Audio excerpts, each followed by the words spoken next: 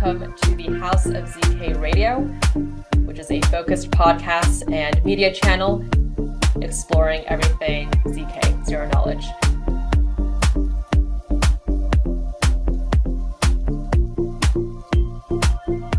I'm Alice, education lead at ZKM. I'm joined here today with co-host Pavel, who is DevRel lead at ZKM, and our guest Xiang, who is co-founder of Primus. Thank you so much for being here today, Xiang. We're really excited to have you for this episode. And I'm wondering, Xiang, if you could first start off with an introduction of yourself, so how you got involved into the Web3 and ZK spaces. And I know you've been researching cryptography for many years now, so also curious to hear what got you initially interested in cryptography and what kept you engaged over the years. Okay, thank you, Alice. Yeah, hi everyone. My name is Xiang, and from Primus, one of the co-founders. So basically my background is cryptography, as I said. I got my PhD back to 2015 and focused on theoretical research of cryptography. So at that time, I think blockchain is very new in the area. And after 2 years, I got to the industry. I'm really interested about these applications about combinations with the knowledge proof or cryptography with blockchain steps. So at that time, like in 2017, I go to the industry, Web3 industry. So it's very early, but at that time, I only do research steps like ZK combinations with the blockchain steps. Like I was there for 5 years doing research. And in 2022, so we found that there is interesting stuff we can do. So we started Primus, and we started to use like ZK-TLS or FHE to leverage the data from Web2 to Web3 to building new applications, which might be very interesting. Yeah. Yeah, nice. And I really like how you transitioned from that kind of theoretical research in cryptography to focusing more on the applications with those, as you mentioned, combinations, and now with ZK-TLS and ZK-FHE. So I think that's really awesome. And also wanted to hear, was very curious to hear how you've seen the ZK space evolve over the years. How would you compare the space to when you first started getting into the industry back in 2017 to now? Were there any sort of challenges in the past that have already been addressed, and are there any sorts of new challenges that we're currently prioritizing now? Do you have any sort of kinds of predictions for any potential future challenges that we may come across, especially as ZK becomes more mainstream? Yeah, for sure. So actually, there's a lot of changes from 2017 to until now. So actually, at that time, I think ZK is very new and is very people know that it's very powerful. But at that time, I think most of the people or developers focus on this ZK Snag stuffs, which I think is very perfect for scaling Ethereum. So a lot of companies and research jump into this area, and they build the products or not products. They build new algorithms to improve everything. So about 5 years, I think there is a lot of ZK Snag projects in this area, and everyone knows what is a ZK is. So I think this is good, and but at that time I did not study startup because I think there's not what I'm thinking about, because at that time I think that we still need something new.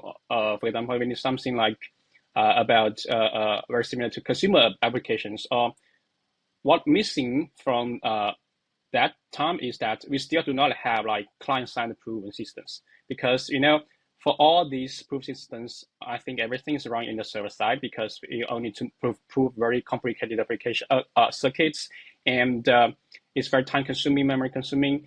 So there is a lack of this client-side proving system. So actually I think about it for a long time. And that's because we do not have such a proof system, and it has to be non-interactive. Then, okay, it's very hard. So 2 years ago, we found this, the DECO paper, I think is the decentralized Oracle paper, which I think is proposed by the IC3 researcher, who is doing that. They can unlock this Web2 data to Web3. And in this case, especially in this case, they focus on personal data, which is private data. I think in this case, you have to use a client-side proving system. And there is a great opportunity that we can unlock a lot of like consumer applications, which I think is missing in the industry. We are not most focusing on these DeFi things. DeFi is good, and I think there is we should have all other opportunity or other choices that we can build, like what we have built in Web 2. That's data. So in general, I think we have to find a way to like unlock all the personal data of Web 2 and bring them to Web 3 to build more diverse applications. So you can choose. It's not just finance. You can like even rebuild everything in Web 2 in Web 3, just leveraging the power of like smart contract or decentralization or blockchain. So I think this is a trend that maybe in 1 or 2 or 3 years, there is a lot of like data related applications like AI agent. AI agent is all about data and consumer applications. Recently I talked to a lot of projects. They are all focused on consumer applications, and this is where ZK-TLS came in. So ZK-TLS brings a perfect way that we can enable the end users to unlock his personal information in a privacy preserving way and monetize their data, and enable us to build new applications, especially we cannot imagine before, especially when we using like blockchain and the smart contract stuff. So yeah, this is what I am most excited about, and we are now in the way to that. I think is very close, especially in the next 1 or 2 years. I think a lot of new applications related to data will be found or deployed in the whole system. Yeah. So ZK-TLS, as well as development of more client-side proving systems, can provide these tools to enable these end users to kind of unlock their personal data from Web 2 in a more privacy-preserving setting. Okay, got it. Yes. Yeah, one more thing I want to mention is that I think there's a little bit different in the technical side. So like ZK before, we think it's ZK Snarks, it's Plonk, it's other non-interactive or succinct proof systems. And for now, in ZK-TLS, I think interactive knowledge proof is also very important, and it's the perfect way that we can unlock this personal information. That's why we now focus on this interactive technology proof system. We call it Quicksilver.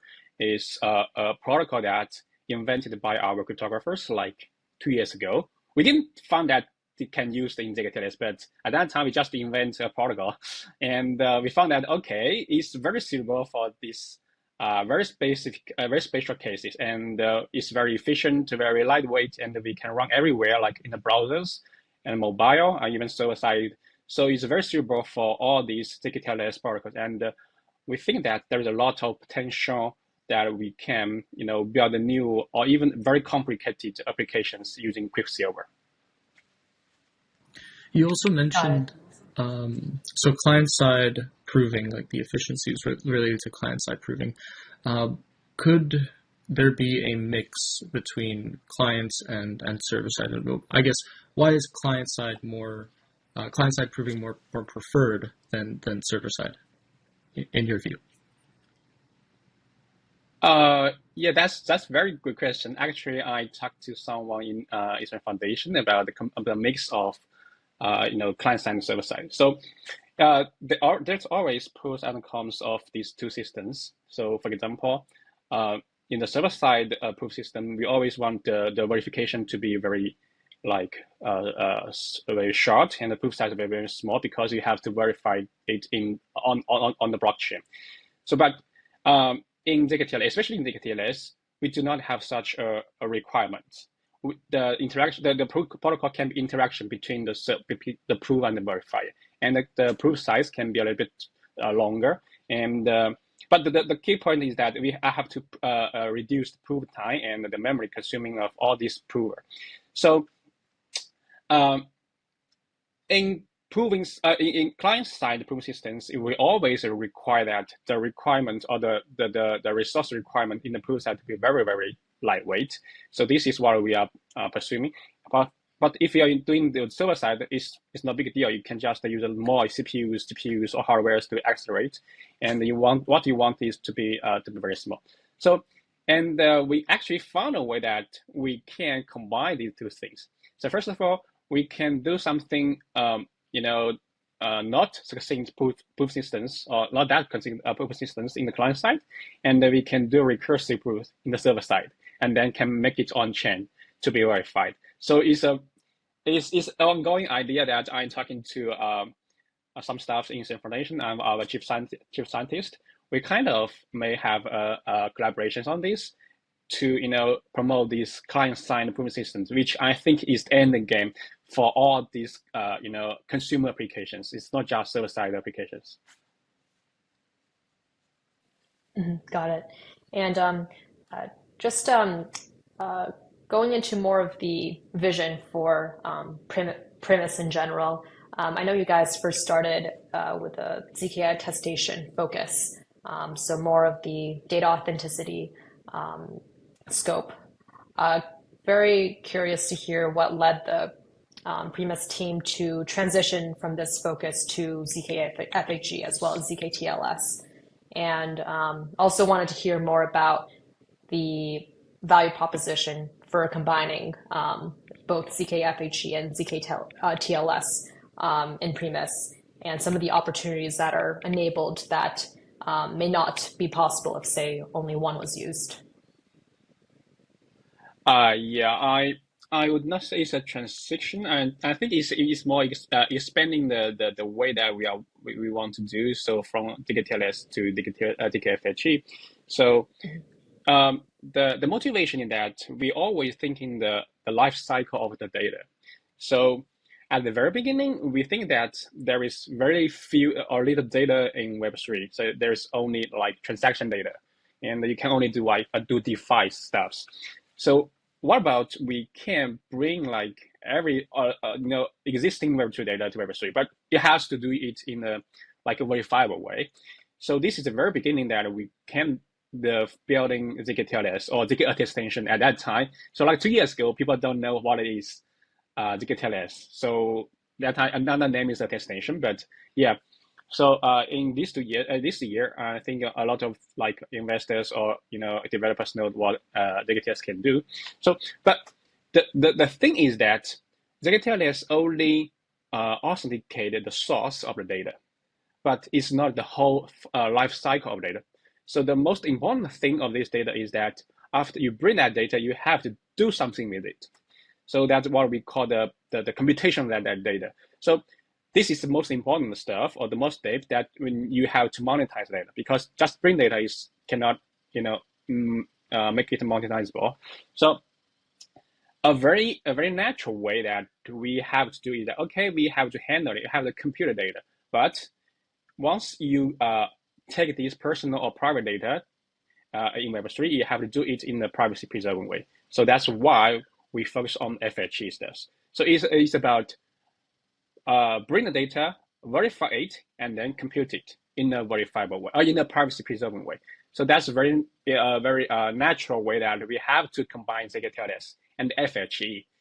So yes, why ZK-FHE is another story, because all of the other FHE projects just assume that the evaluator of this homomorphic operation is honest. So yeah, maybe a little bit about the FHE means that the third part can do evaluation, can do homomorphic operations in the ciphertext without seeing anything about the plaintext. But there is assumption, which is that this evaluator has to be honest, has to do the correct operations.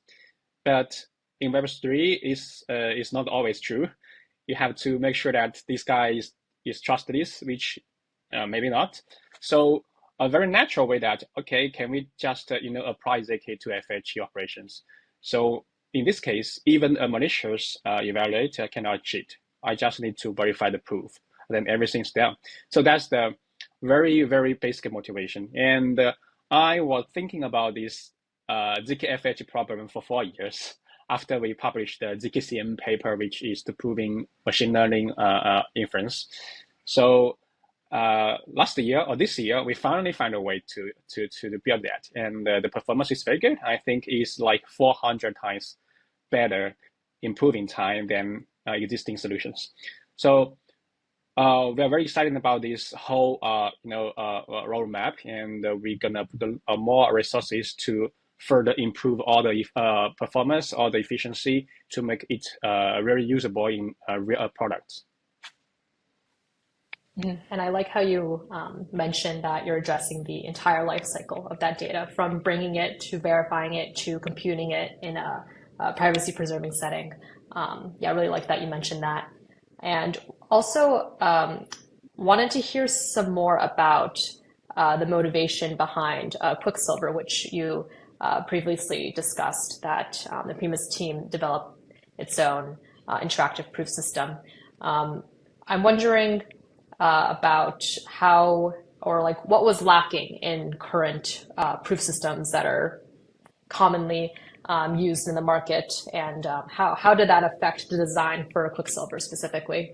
Wanted to hear more about the why behind you guys developing your own proof system. Yeah, actually, in the research area, there is actually two lines of general proof systems. The research. So the first line is, I think everyone knows it, is about what we call SNARKs or stacks. So all the effort is to make sure that the verification time, the proof size is small, and without losing, the proving time. So there's a line of research, and actually there's a lot of line research of ZK in the academia. So they are focused. The starting point is actually MPC. So they are not starting with this PCP, this actually MPC. So all of these researchers has a strong background in MPC, and they're working on how to make sure this general proof system brazenly fast. So at that time, like 2 or 3 years ago, people just the researchers or our chief scientists are just they are focusing on how to improve that, because before, like 2 years ago, there is no very efficient way to prove a very complicated circuits.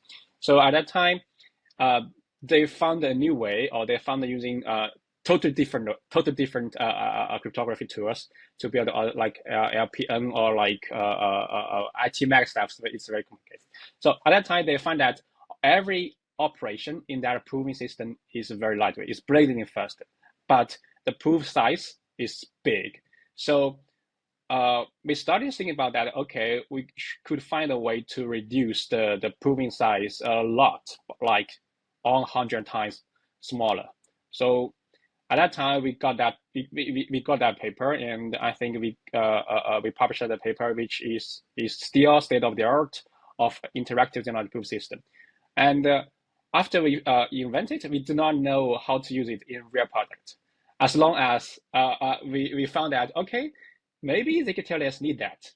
So we look into the details of ZK-TLS. We found that we can replace all these existing ZK-SNARKs proof systems in ZK-TLS with Quicksilver. And the result is amazing. So we can like reduce the memory burden, we can reduce the computation burden, then we can make it blazingly fast, and it can be run in a very, very lightweight environment, like in the browsers. So that's the very starting point. So it's kind of parallel. We build Quicksilver and we put it into ZK-TLS, but we found that is the go-to choice in the future. And projects in Eastern Foundation, like DSLR, they talk to me and they want to leverage Quicksilver to improve their performance. And they also gave me like 2 grants to implement it. So I think it's almost down in their library. And this means that I think all these ZK-TLS, a lot of ZK-TLS projects gonna use Quicksilver. And this is a good thing. And finally, we found that a totally different way of general proofs that can be used in client-side proof systems. Yeah, and very impressive that it can be hosted in these lightweight environments like browser-based ones. So that's yeah, that's very impressive. Also, on just on the ZK-TLS side, I know that you guys incorporate a couple different models, so both the ZK-TLS and MPC, and then also the proxy models. I'm wondering if you can explain kind of the differences between these two models and like say in their use assumptions, perhaps some other trade-offs that might exist between them, like for example with computational overhead. So I was just wondering about the differences between those models and like in say which scenarios would it be more suitable for a developer to choose one model over the other? Yeah, that's a very good question, and I think there is a few debates on MPC TLS, MPC model, and the proxy model. So yeah, let me review a little bit about these different models. So basically, in ZK-TLS, there is a client and there is server. So the client can access to the server using TLS. So when ZK-TLS coming, there is another party, what we call a tester. So a tester can sit at the same side of the client, or a tester can sit between in the client and the server. So the first one is what we call MPC model, and the second one is called the proxy model. Proxy means that the tester will deliver all the transactions between the client and server.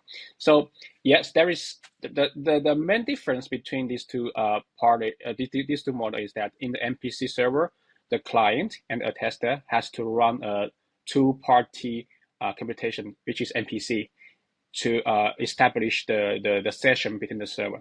So why make it so complicated is that they have to run two PC for a circuits, which is called the key derivation function in the TLS standard, which is very complicated. A lot of SHA, a lot of Boolean circuits, like maybe hundreds of thousand circuits.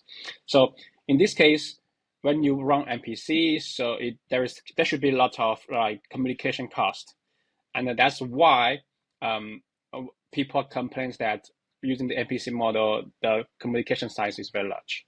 And in the proxy model, because the attester sits between the client and server, they do not need to run this MPC, and which can make sure all these stuffs very lightweight. So as I said, so MPC TLS is kind of heavier than the proxy model, but in theory, MPC model is much more secure than the proxy model because there is a potential attack, but it's not very easy to perform on the proxy model that the client can then sit between in the attest and the server then to make attack, but it's very hard for them to perform. So because of these performance issues, I think other companies or projects prefer to use a proxy model because it's much efficient, and especially when you are considering more about the UX, you don't want the users to wait like 1 minute, then you can choose the proxy model. But some projects prefer to MPC model because they think that their products may secure more money with ZK-TLS, so it has to be more secure. So the client, the user can tolerate 1 minute to wait. So in this case, I think people or the projects prefer to use MPC model. So that's always about the trade-off between security and performance. And and we found that the interesting thing that before us, the MPC model and the Snug model, the proxy model are using different technologies. We found that the power of Quicksilver is that we can combine these two models, just use Quicksilver, and it's even faster than all of them. So that's why we can now support different two models, and we enable the developer to choose whatever you want. You can, if you care more about security, use MPC model. If you care about UX, then you choose the proxy model. And all of them are fast, and all of them can just use Quicksilver. So that's one of the exciting things that I think that maybe in the future, Quicksilver may have more, powerful applications except this. So, the final result is that okay, we provide different choices for the developers, so you can choose anything you want. And it's really great that you're providing devs with this kind of choice, depending on their needs. Like as you mentioned, if they value security more, than the NPC model may be more fitting. If they value that kind of better UX, better performance, a more lightweight option, then the proxy model would be more fitting. So that's really great to hear about how you guys provide that choice to developers.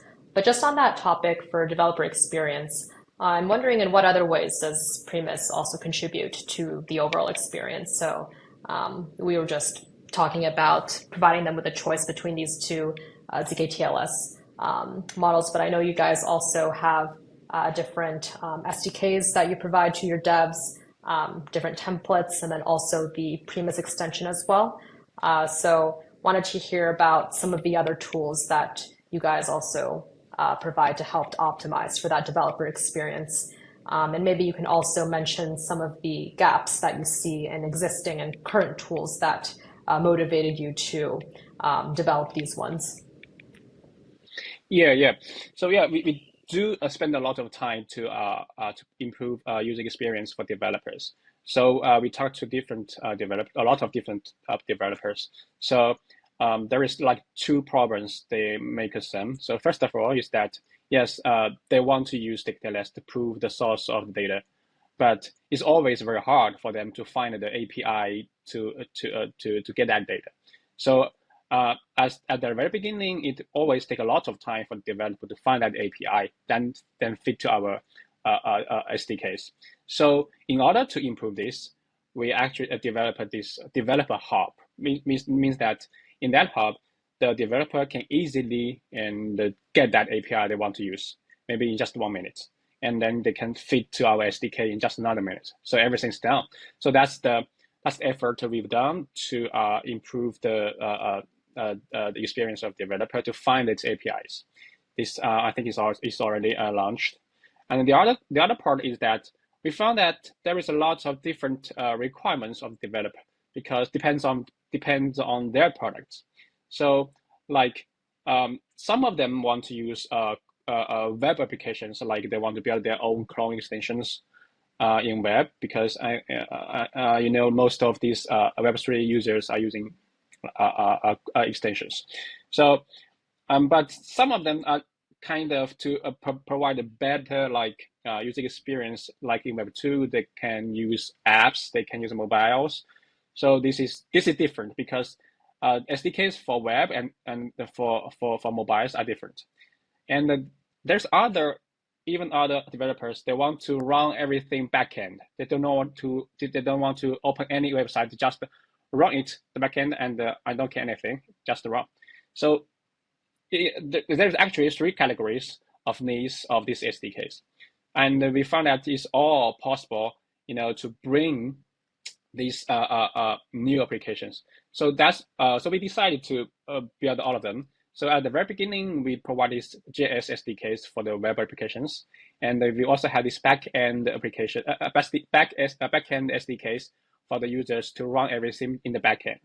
And we are now developing these mobile SDKs because I think it's very easier for the mobile applications to use ZK-TLS to prove data and use data. So that's the plan of Primus, that we want to satisfy all the developers in different categories, because I think once you want to use these client-side applications, we have to satisfy different requirements in the SDK side. So that's our plan, and we still need to spend more time to further improve everything, like performance, user experience, and the easy to use SDKs. There's a lot of things that we can do. Yeah. Got it. And also wanted to talk a bit more about some of the use cases and applications you find most promising within ZK-TLS. Like for example, I know that the Primus team is very keen on the application with identity verification, enhancing our current like KYC solutions, our current identity verification methods within Web3. So wanted to hear some more about some of the use cases that you guys find most promising within ZK-TLS.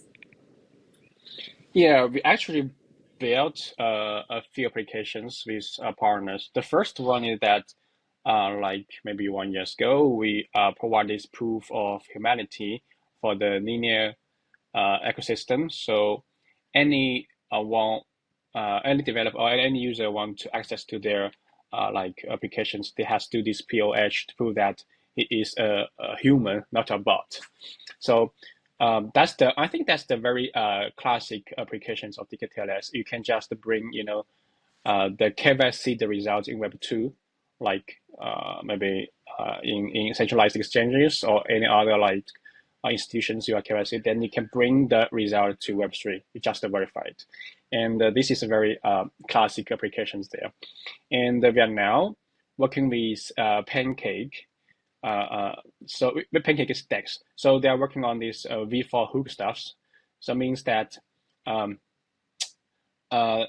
we can customize the hook to enable the end users to get discount as long as he prove that he is kind of a mature trader in a centralized exchange, like in Binance, in OKX, or in Coinbase. So we're gonna launch our standard hook in Pancake.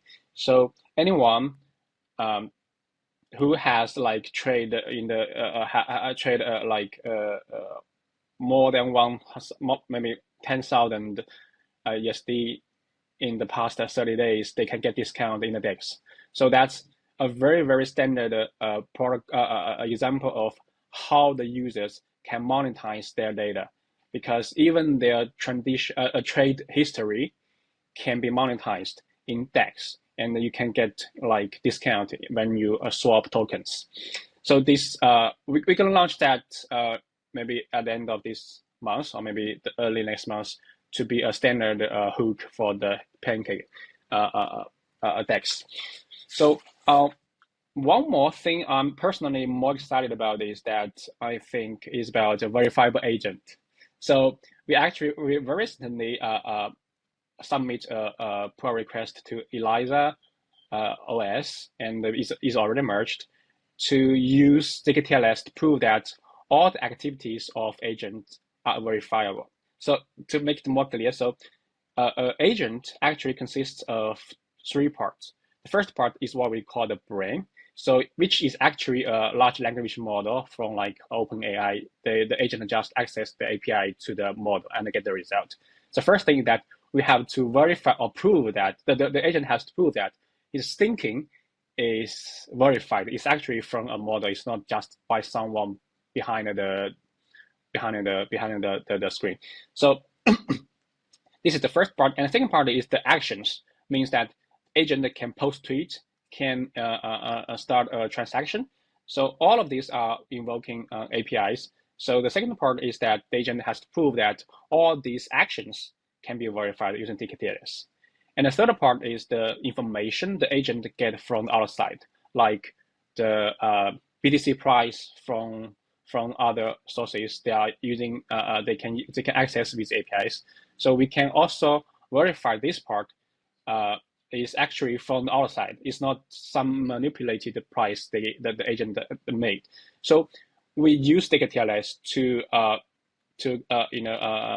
integrate with ELIZA framework and make sure that anyone can build this fully verifiable agent in the future. Because I think it's very interesting. In the very beginning, we are proving that you are human, not a bot, and now you are proving that you are agent, not a human. So which is, I think, is very interesting. And I think it's also the key point that we make it autonomous, and probably I think we can get more applications in this agent stuff, because it's all about data, all about verifiability. So I think we have a lot of potential to use ZK-TLS in the agent side. And it's really cool to hear how expansive the types of applications are for ZK-TLS, like the few that you mentioned, including proof of humanity, monetizing your own data, and then these verifiable agents. These are just only a few out of the many that can be enabled. So very, very exciting. I also wanted to discuss more about your guys' focus within ZK-FHE, and was wondering if you could speak a bit more on how it differs from, say, other systems that, say, solely use ZK or MPC. Why is it that in Primus's case, ZK-FHE is also needed? And how does Primus really address that paradox of privacy protection and also the utilization of sensitive data? Yeah, actually, we think about the different approaches to do this privacy preserving computation. And yeah, it's always good to have alternatives. And we think about like MPC, ZK, or FHE steps.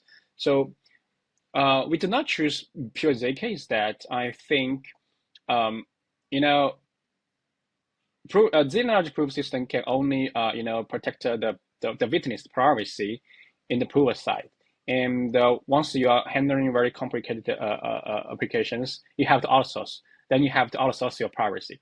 So it's not a great choice to purely use zero-knowledge proof systems to do this privacy preserving computation, especially the privacy comes from different parties. And also, yeah, actually, I personally do a lot of research in MPC alone, but we do not choose MPC because we found that when you handle complicated applications, the communication size or the run complexity is the main bottleneck to scale MPC. Because MPC, you have to build a lot of nodes, and all the nodes has to communicate with each other and to do the computations there. And we found that the communication side and the latency or the run complexity is the major bottleneck there, and you do not have any way to improve that because it's the infrastructure. You cannot approve like bandwidth. You cannot approve latency very easily. So there's only one choice. That's FHE. So means that you can outsource everything to a server because the server cannot know anything because they only do operations in the server side, in the ciphertext. And you also can like get the private information from different parties and put them in the ciphertext and outsourcing them to the computation. So theoretically, the perfectly solve our problem and is potentially scalable. But of course, for now, it has performance issues. But I think that as long as we solve the problem in the very beginning, it's always a chance to get the performance improved. Especially we can like design very specific hardware. I think someone is also working on that to accelerate this computation overhead, because in FHE, the computation overhead is the major bottleneck. There's no communication overhead right now. And we believe that as long as we have this solution, someone gonna to build this hardware like FPGA or GPU or even ASIC to accelerate it like more than 100 times or even further. So so that's the main reason we choose FHE, because we found there's a promising way or promising path that we can choose in the future, and we can make it faster and faster. And it's kind of scalable. It's kind of scalable because different people can like offer their computation powers and make money, and then they just do FHE operations there, and they can even speed up in their way for different tasks. So that's why we built this FHE framework for them to contribute their computation power. So that's also why we need a ZK-FHE, because once you want to bring more computation resources in the network, you have to make sure that all the FHE operator has to be trustless. So in this case, you have to make sure to use technology proof systems to make sure that all his homomorphic operation is verifiable on chain and get the rewards from a smart contract. So that's the motivation background and all the paths we choose. Just an extension on that point with in regards to blockchain. I know that it's common to have ZK be verified with smart contracts on any type of blockchain. Do you see any of these non-blockchain based use cases be integrated within the ZK-TLS and ZK-FHE space? Yeah, that's a very good question. Actually, before I joined Web3, I talked to different Web2 giant Ant Group, Alibaba Group. They actually have a lot of research, very good research there, cryptography research there, and they do a lot of FHE stuff because they found that they don't want to touch this private data because of the regulation problems. So they want to use FHE to make sure that everything is in a privacy preserving way. And they're also working on different ways of ZK-FHE. I know someone is working on the paper, but different ways. But the thing is that they are kind of want to make sure their server is trustless, but it's still in the experiment. It's not the big a business for them, but they're not trying to do that. And the sure thing is that they also now considering the privacy issues, especially for their clients data. So they kind of using this FHE project. And for ZK-TLS, I think there is also interesting use case that I think a few projects are now building these new apps do vampire attacks for different social platform because they can just use ZK-TLS to attract different users from different platforms and give them incentives to use their platform. It's not essentially related to smart contract, but I have to admit that now Web3 or smart contract is the best way you start this product because it's more it's much easier for you to launch a product, and it's much easier for you to get users, and it's more easier for you to distribute incentive. So yes, for sure there is kind of applications in Web2 without a smart contract, but I personally think that is the best place to launch your product in Web3 in smart contract. Yeah, nice. That's a great ending message. But yeah, thank you so much, Xiang, for joining us today. I really enjoyed hearing about the why behind incorporating both ZK-TLS and ZK-FHE, and also how developers should navigate through these different types of models in both FHE and ZK-TLS. Also really enjoyed hearing about all of your guys' contributions to the user experience, with your SDKs, with the Quicksilver proof system, and then also all the applications that you mentioned, both on-chain and off-chain. So really enjoyed today's conversation. So thank you so much for joining us.